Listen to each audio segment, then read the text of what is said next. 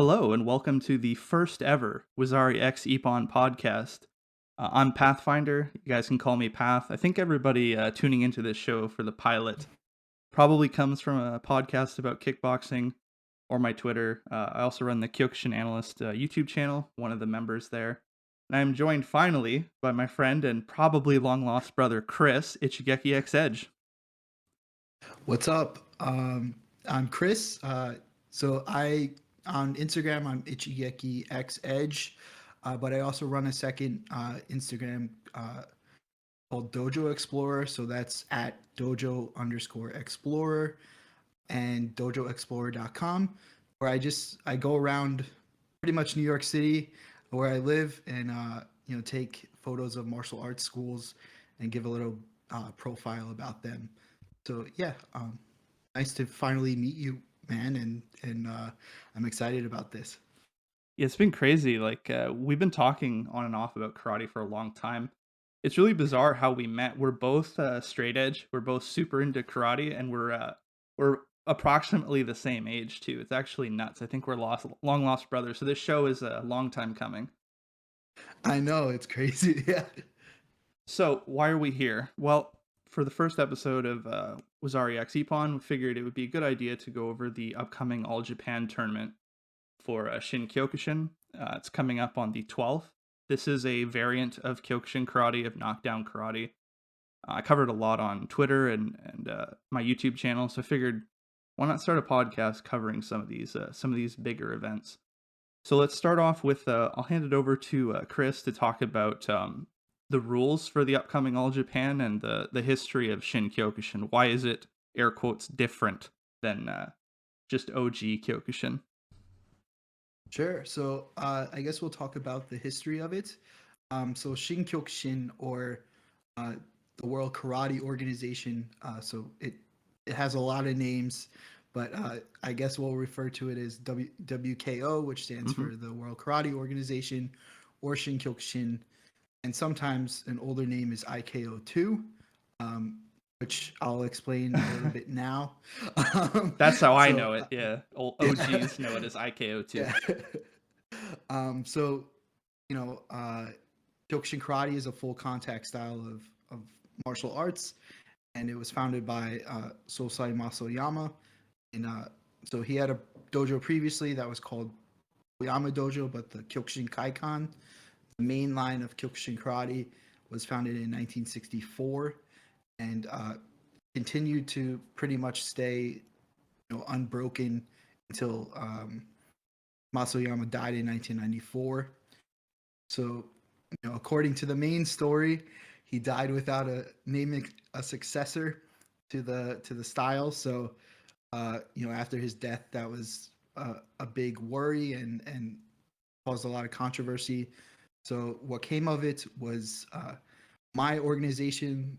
The one I train in New York is what is sometimes referred to as the mainline Kyokushin Kaikan, um, IKO1, and for Shinkyokushin, that was a different organization that was founded by high-ranking Shihan in the mainline Kyokushin Kaikan during Oyama Sosai's time, and the current president or daihyo uh, of Shinkyokushin is Midori Kenji. So he is a former world champion. I think he's the fifth world champion. I think Yeah, that's correct. 1991 ish. Hmm. Yeah, Yeah, you're all yeah, good. yeah, and then so what we're going to talk about today is their All Japan tournament. So it's the 53rd All Japan tournament. So basically, both Shinkyokushin and IKO1, the Kyokushin Kaikan, they both uh, continue the numbers from the first All Japan tournament. So we usually have two a year, one for the IKO one and one for Shinkyokushin. This is the Shinkyokushin version. Um, so a little bit about the rules for Kyokushin karate. It's referred to as knockdown rules. basically two opponents enter the ring, and for males, it is a bare knuckle fight. So no gloves and no shin guards. And for women in Shinkyokushin, they are required to wear shin guards. In my organization, the IKO1, they are not required to wear shin guards, and they I think are prohibited. But for Shinkyokushin, women do wear shin guards. Um, so anyway, the a little bit about the striking rules. So you are allowed to kick to the outside and the inside of the thigh, the midsection, so the stomach, the ribs, the chest, and to the head. But you are not allowed to strike with your hands to the face, and you are not allowed to throw an opponent or do like a Muay Thai clinch to throw knees. And yeah, that's basically it for the striking rules itself. In terms of rounds, uh, from the first to the second round, uh, I mean, usually it's only one round. That's the goal. You want to knock your opponent out with with a strike.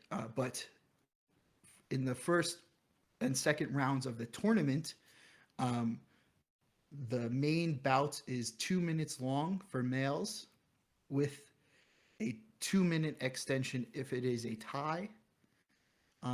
Later on in the tournament, in the third and fourth rounds of the tournament itself, um, the main bout is 2 minutes again, with a 2 minute extension. And if they still are tied after the second extension, uh, there's a decision by weight, which would be a difference of 10 kilograms, which is about 22 pounds. Um, and the lighter fighter would win because they would be at a disadvantage against the heavier opponent.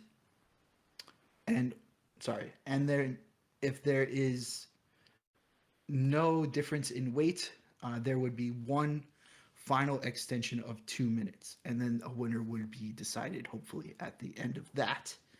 But from the fifth round of the tournament until the final round of the tournament, the main bout is 3 minutes, with the first extension being 2 minutes, the second extension being 2 minutes as well.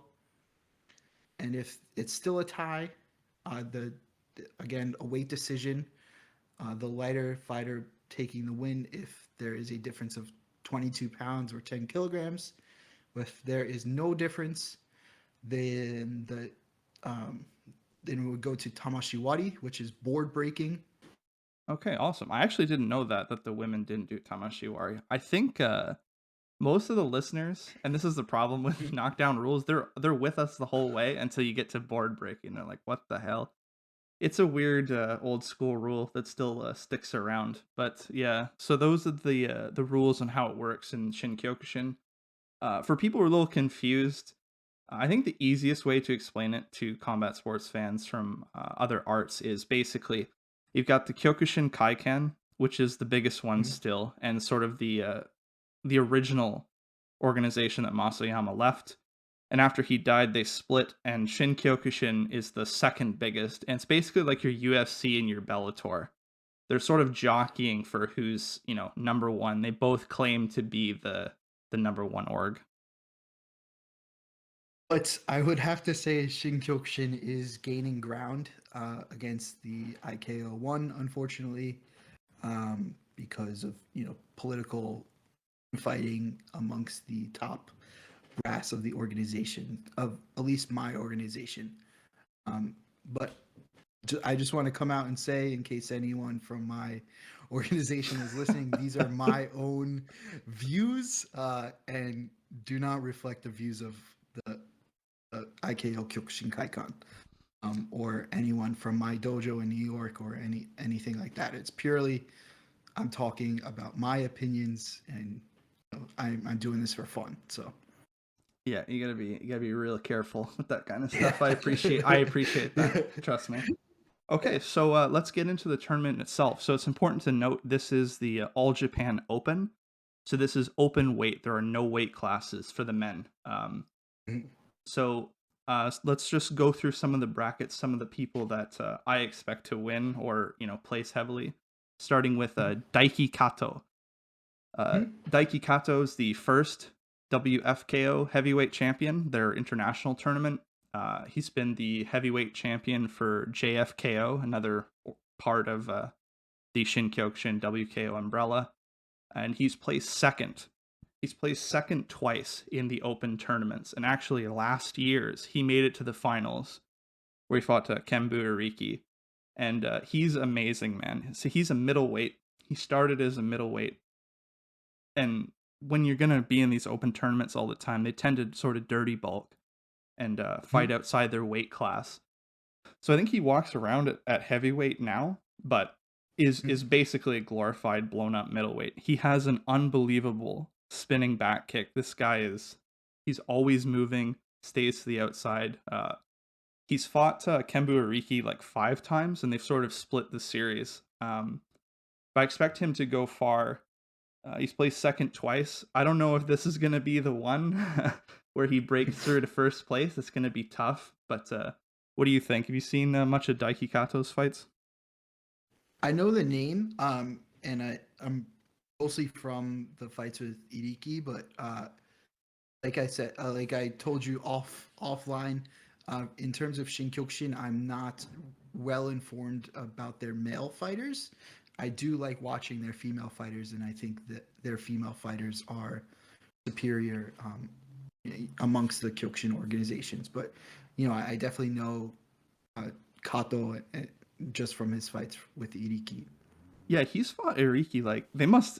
I'm sure. I mean, I'm sure it's a fair rivalry, but I would hate him after that many times. Like they've met in the I know, finals like dude. 5 times. They must hate each other at this point. He had a brutal fight with Yuta Goto in the semifinals.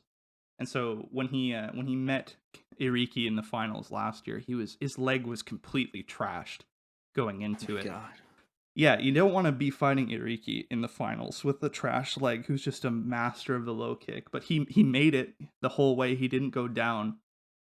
Just a gutsy performance. Like I said, moves a lot, likes to move to the left and catch people with spinning back kicks. He must have like 3 KOs at least that I've seen with Mm. that move. I mean he'll place in the top 8 for sure. I don't see any way he doesn't, but as we go down this list, we'll see why maybe I don't think this is going to be the year he finally breaks into the number 1 spot. Sure. So, And Ariki is, I'm sorry to maybe jump ahead a little bit, but no, Riki let's talk about Iriki, Ariki. Let's go. Yeah, yeah. uh, he's a big boy. I mean, muscular, uh, not not fat wise, but he's a big boy, and you don't want him to be kicking your busted leg, man. I mean, he's scary. Um, Yeah, from what that's I've watched, like he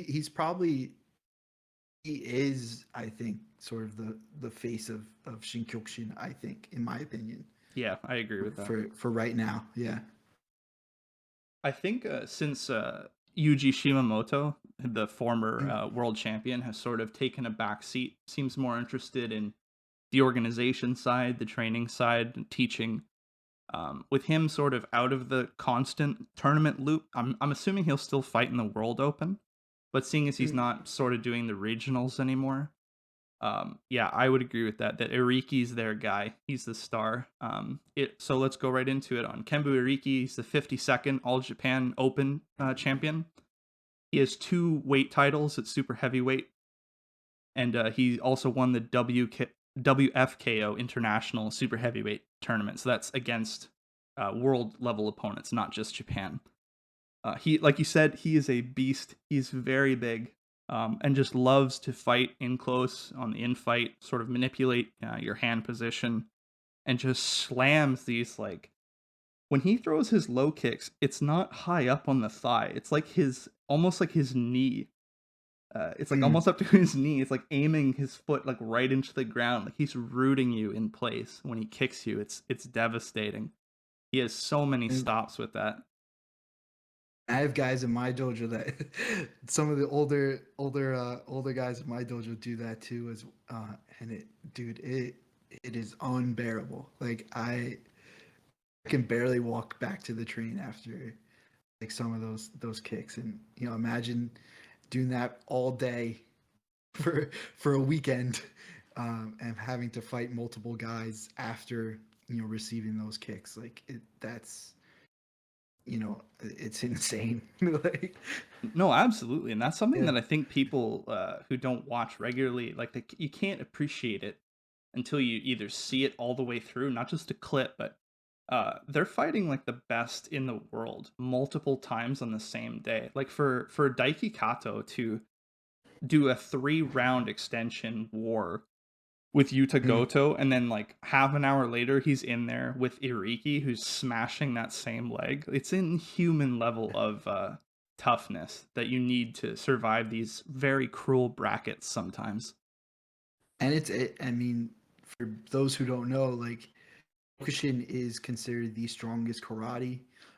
So those kicks, whether it's on the leg or to the ribs or to the head, like it's like getting hit with a baseball bat.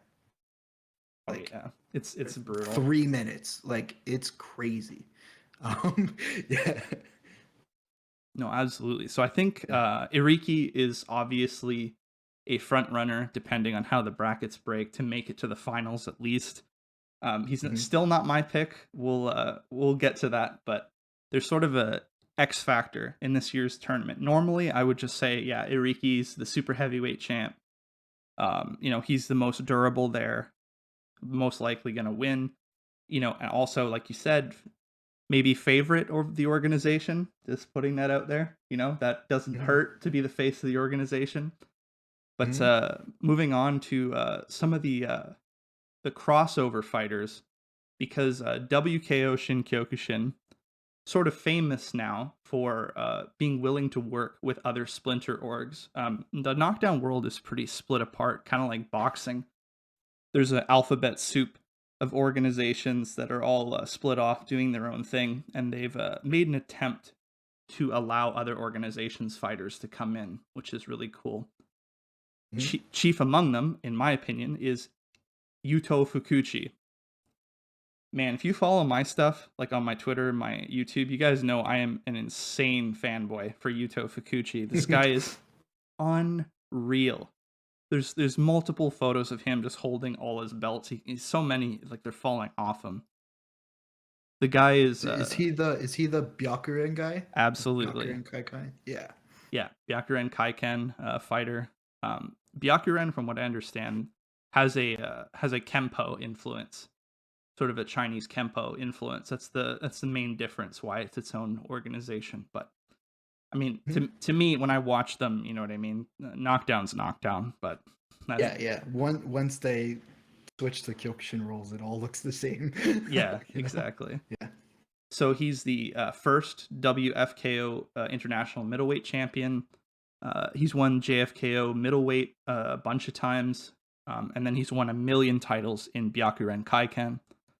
He even actually went to Seido Kaiken. People from a podcast about kickboxing might find this interesting. He fought the Rise champion Kosei Yamada in Seido Kaiken, and they had a massive brawl final in that tournament. 2016 was amazing. I will link to that Was in the that the description. last tournament? Was that the last tournament that Sato was united I for? I think so. Yeah. Okay, yeah. I think actually, funny enough, you filmed part of that tournament. That's why it's on YouTube. I did. So, no, so I filmed the 2015 one. Oh, that's right, Um, with Tanoka, right? Sonoka and who's the scorpion kick dude? Does like the handstand kick. I forget his name now, but he's the works at the Tokyo Shinseikai branch. Yeah, I filmed his fight. They had sort of for a while, Seto Kaikon and the IKO one were friendly. I think they still are, but they Yeah, were they still are. having some. Yeah, they were having some crossover matches. So in Japanese, they're referred to as one matches, um, where sort of some Kyokushin guys came over to the Seido Kaikon tournament and fought some of the top Seido guys there. Yeah, so I used to live in I was living near Osaka in 2015 and got to go to the Seido Kaikon All Japan in September of 2015. Yeah, that's awesome. That's how I found you, by the way, was that video of Oh, Tanoka. really? Yeah, that's how I discovered your stuff. But yeah, It's so like the worst video ever. Like, it's very my hands were shaking. Yeah. yeah, you're just like up in the bleachers recording it. But hey, man, Yeah. sometimes with these like alphabet soup orgs, they don't Mhm. have live streaming rights or anything. This is all you get. So I was happy just to see it. But yeah, so Yuto Fukuchi took part in that kind of stuff too. He'd do crossover fights all the time. I think that's given him an unbelievable amount of experience because he will go anywhere and fight anybody. He's sort of a nomad is the best way to describe it. He goes to every organization, fights everybody. So his level of experience is just so much higher than everybody else's because he most people don't do that. And he's lucky enough to be in an organization, Byakuren, who seem to be cool with everybody. So he gets to fight everywhere. There is an X factor to this, and we talked about this on Instagram, is that he just fought. Like 2.5 weeks ago, they had the Byakuren Kaiken All Japan. And we watched that because it was live streamed. And he fought like 4 or 5 times and now he's gonna fight against these killers like Iriki and stuff in this tournament. Uh, I don't know if He that's win well that advised. tournament? Yes, he did. He won for middleweight. Yeah, It was on at like 2 a.m. and I couldn't handle it, so I went to bed. yeah. You're not as insane as I, but I work nights, so that makes it easier. Okay, yeah. But yeah, so I'm a little worried that like he's still gonna have welts on his leg from the last Yeah. tournament coming into this. So, and he is a middleweight. I still expect him to place top 8. It's anybody's tournament when we're talking about these guys, but he's gonna struggle based on being a lot smaller than these guys and accumulated damage. Okay, on to the Sure. big one, and this is one you are familiar with. My favorite karateka currently, Yuta Takahashi.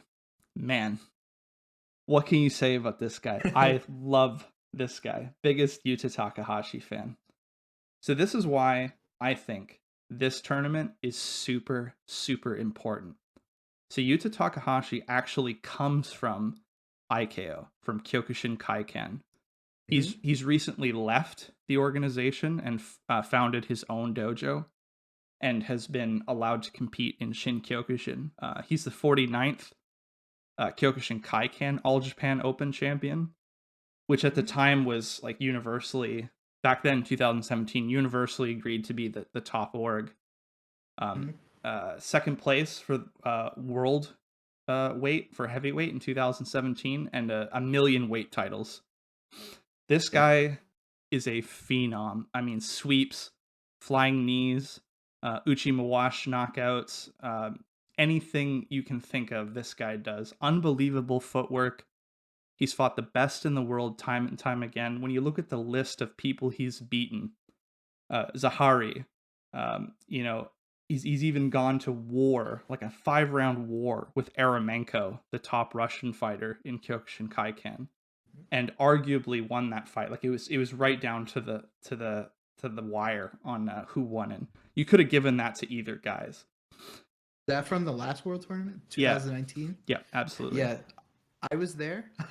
I was in Japan for that. That was a great fight. I think didn't Yuta come in like fourth or fifth in the world in the last one? Yeah, 2019? yeah, Yeah. fourth.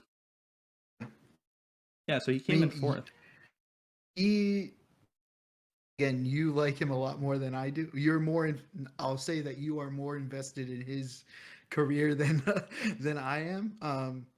But what can I say? He's a phenomenal fighter, and to come in fourth in the world, in an open weight class against monsters is great. And I think he will. We'll see. I mean, we'll see if he does well in this tournament. I think having more options for competitor for sort of opponents um, is always good.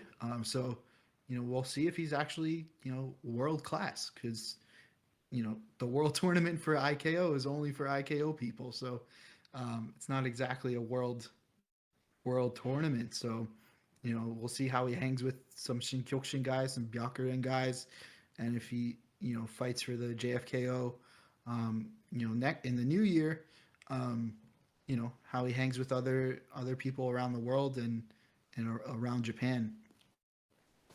No, absolutely. And you really nailed why this is important, because um, these worlds have been very like enclosed for a long time. Mm-hmm. Kyokushin Kaikan and Shin Kyokushin don't fight. They don't interact. There's no crossover between them, and they're the two biggest organizations, right? Like UFC and Bellator. Easiest way to explain it to people who aren't in the know. So what this is going to do, it's been since Norichika Tsukamoto left IKO and went to Shin Kyokushin that we've had a massive high level guy cross over. It's been maybe 10 years since somebody this high level has crossed over in the Japan scene. So we're going to see where they stack up.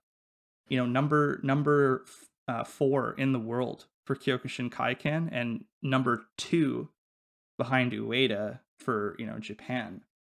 Mm-hmm. How's he going to do in Shin Kyokushin? And again, massive bias. I'm a huge fan. Absolutely adore Takahashi, but I am picking him to win. I still think that Kyokushin Kaiken, in terms of international talent, is still higher. I think Shin Kyokushin on the Japan side is probably stronger at this point because they actually still have heavyweights. IKO is Yeah, really relying on lightweights in the Japan tournaments, but I think but Takahashi's going to yeah, win this. in terms of like, so you are right. Like they maybe on the Japan side, Shinkyokushin it comes out on top. But like in terms of, I mean, I obviously this is heavily biased because I'm an IKO guy, but um, I think IKO still in terms of names around the world and what people and who people know, I think IKO guys are still on top.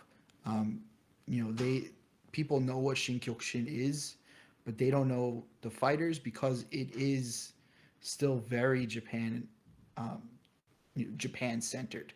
Um, so it, it's and to have an all Japan like this, and have the streaming all in Japanese, and it's certainly still like that, I think. You know? Yeah, and locked behind a rather expensive pay-per-view too.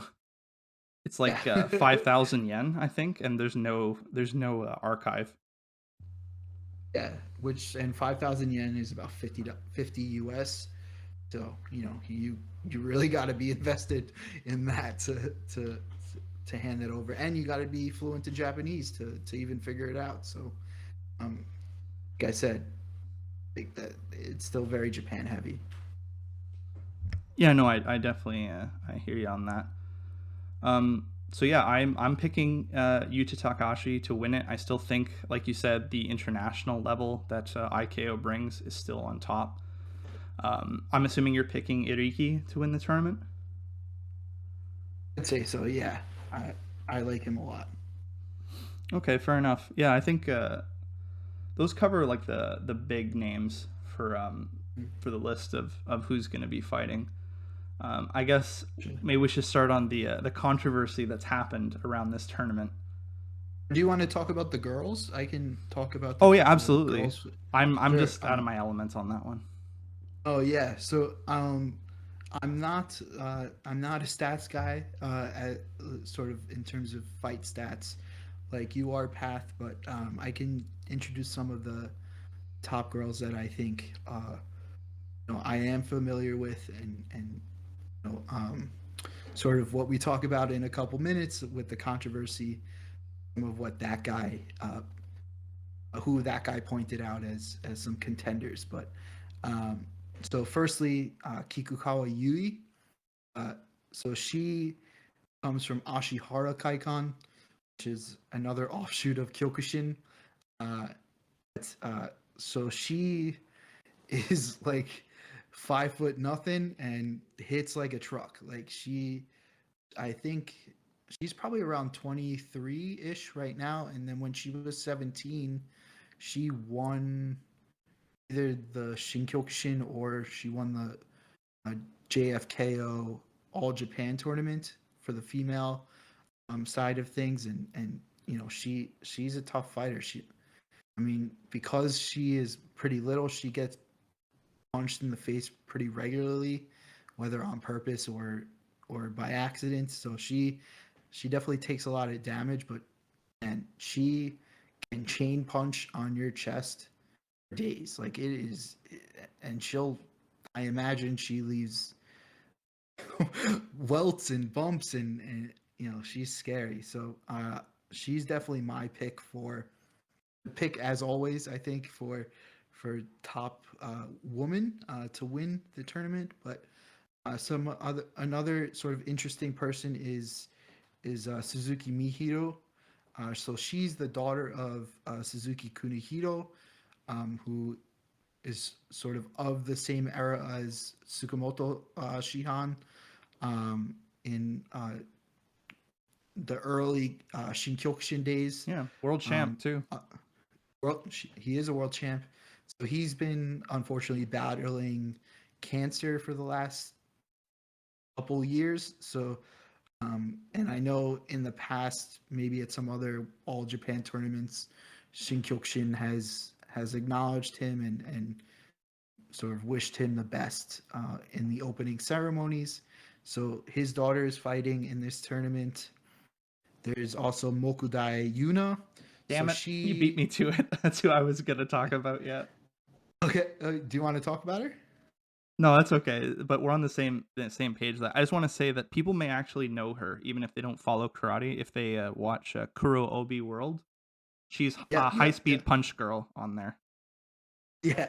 So I was gonna say that she's from the YouTube. She was featured on the YouTube channel Kurobi World, which is run by the director of those movies, like the really cheesy martial arts movies from maybe 10 years ago now. So High Kick Girl and Kuro Obi, the movie Kuro Obi, uh, sort of more traditional karate, so Shotokan movies. Um, but she's in those like videos with Minami Hara Judy, who is not fighting in this tournament, and I don't know what's up with her, but she is a past top contender and may have won a couple All Japan tournaments. Um, and then so she usually fights Kikukawa Yui in the final. That's how I know her. Um, and there's also Sayaka Kato or Kato Sayaka, who I believe is a All Japan tournament winner as well. And then there's Kubota Chiharu. So I couldn't exactly read the kanji for her first name. So I think it's Chiharu and maybe Chihiru.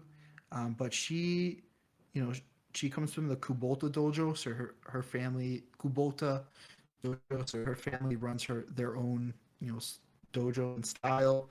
And she always does okay in the beginning. She doesn't really advance to um, at least from my memory, she doesn't really advance to the finals all that often, but she is the last name on the draw for the girls. So I don't know exactly how Kyokushin designs their draw, but um, usually they have the two top competitors at opposite sides of the draw. So she could actually be a main contender.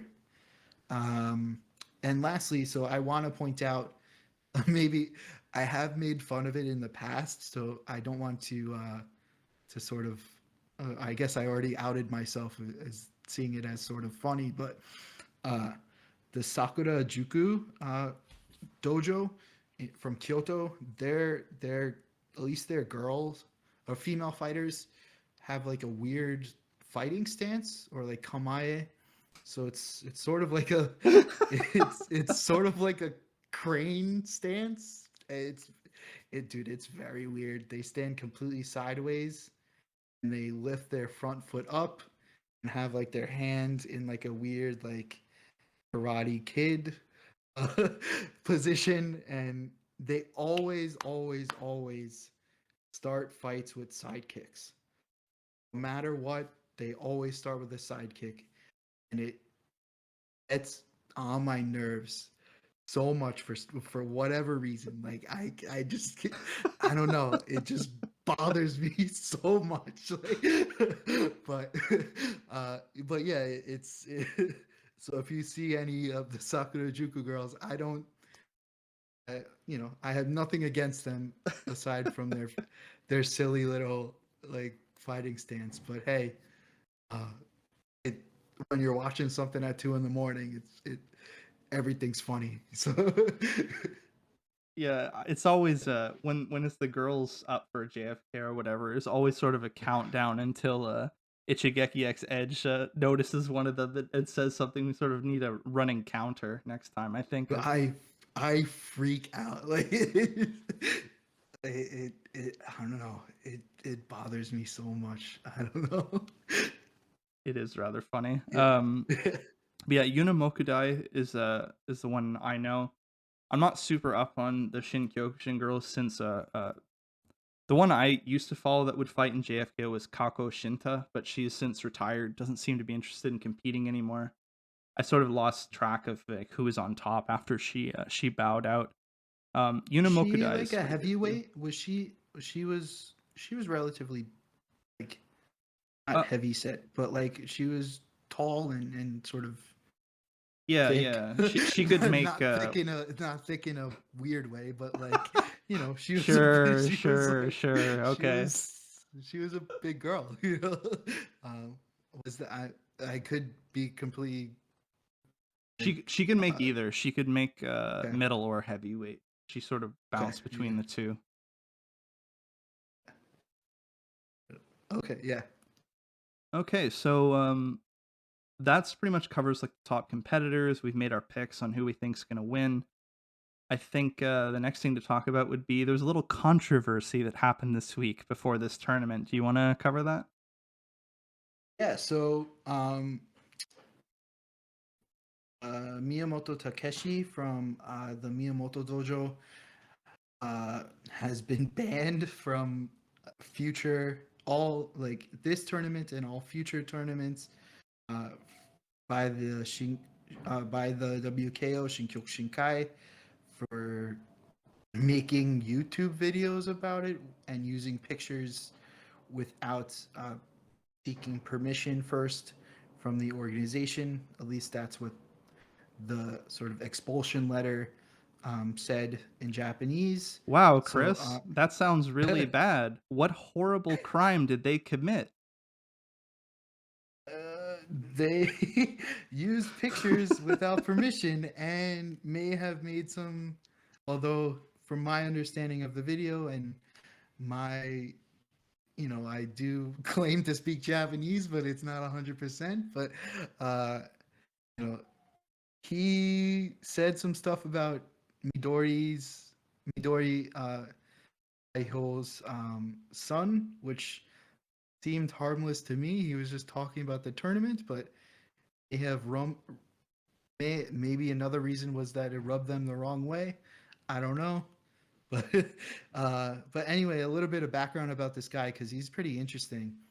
So he's a former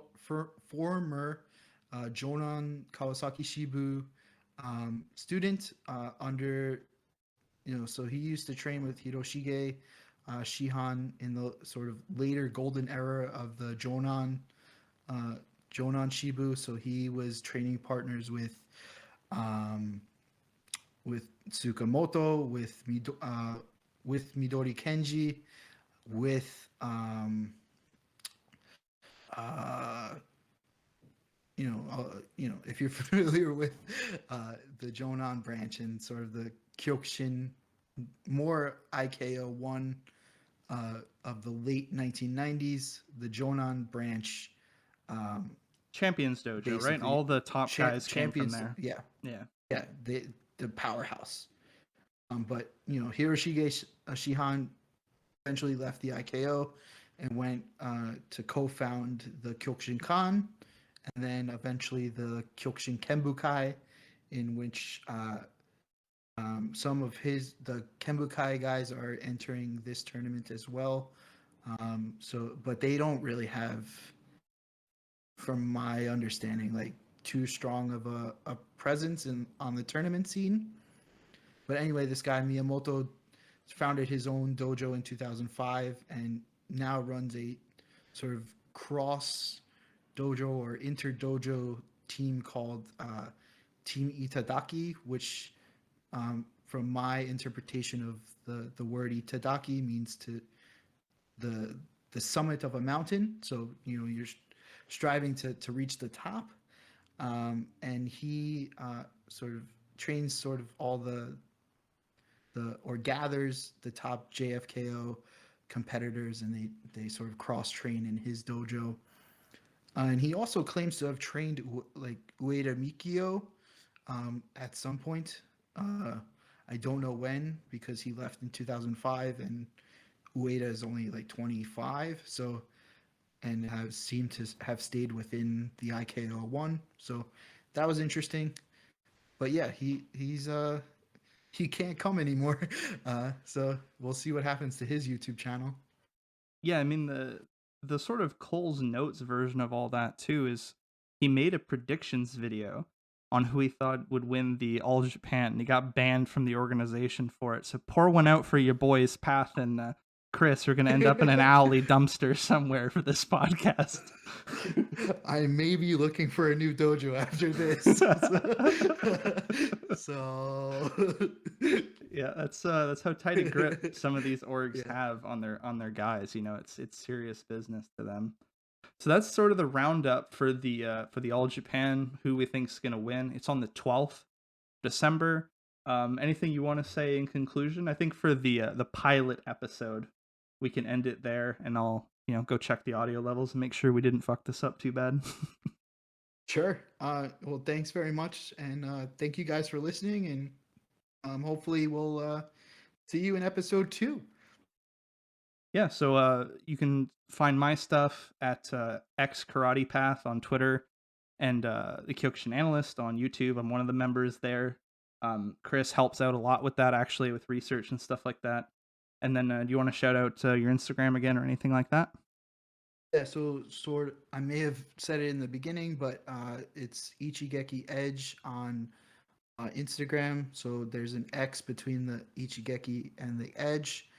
And then my second Instagram is at dojo_explorer and dojoexplorer.com, where I sort of around the New York tri-state area, and sometimes Japan, sometimes other places, and take photos of martial arts schools, at least their signs, and give a little bit of background about them.